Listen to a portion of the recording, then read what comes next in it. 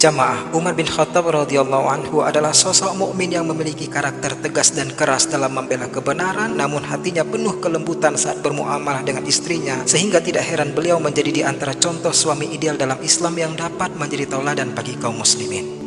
Dituliskan dalam kitab Al-Kabair oleh Imam Az-Zahabi halaman 79 cetakan Darun Nadwah Al-Jadidah, diriwayatkan bahwa seorang pria datang ke rumah Umar bin Khattab hendak mengadukan keburukan akhlak istrinya. Maka ia berdiri di depan pintu menunggu Umar keluar rumah.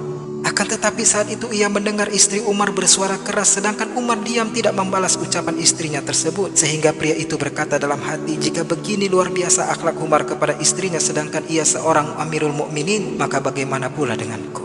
Kemudian Umar keluar rumah dan melihat orang itu berbalik pergi dari pintunya. Maka Umar memanggilnya dan berkata, "Apa keperluanmu, hai saudaraku?" Ia menjawab, "Wahai Amirul Mukminin, semula aku datang hendak mengadukan kejelekan akhlak dan sikap istriku. Namun aku mendengar istrimu pun berbuat demikian, maka aku pun ingin pergi sambil berkata, jika demikian keadaan Amirul Mukminin bersama istrinya, maka bagaimana pula denganku?" Umar berkata, "Wahai saudaraku, sesungguhnya aku bersabar atas sikap istriku karena hak-haknya kepadaku. Dia yang memasakkan makananku, yang membuat rotiku, yang mencucikan pakaianku, yang menyusui anak-anakku, dan hatiku tenang dengannya sebab aku bisa terhindar dari perkara zina yang haram. Karena itu pula aku wajib bersabar atas sikapnya." Artinya Umar sedang berusaha berakhlak baik kepada makhluk yang dia butuh pada makhluk tersebut, jamaah, yaitu istrinya. Sehingga pria itu berkata, "Wahai Amirul Mukminin, demikian pula istriku." Berkatalah Umar, "Bersabarlah atas sikapnya, wahai saudaraku."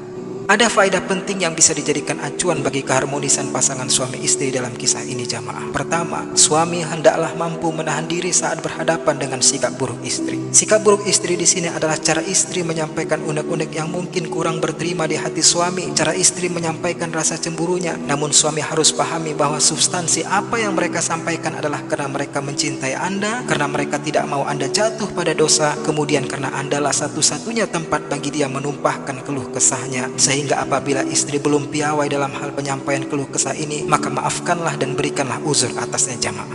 Nabi SAW bersabda dalam hadis riwayat Imam Ahmad, orang mukmin yang paling sempurna imannya adalah yang paling baik akhlaknya. Wa khiyarukum khiyarukum linisaihim khuluqan. Dan orang yang paling baik di antara kalian adalah yang paling baik akhlaknya kepada istrinya.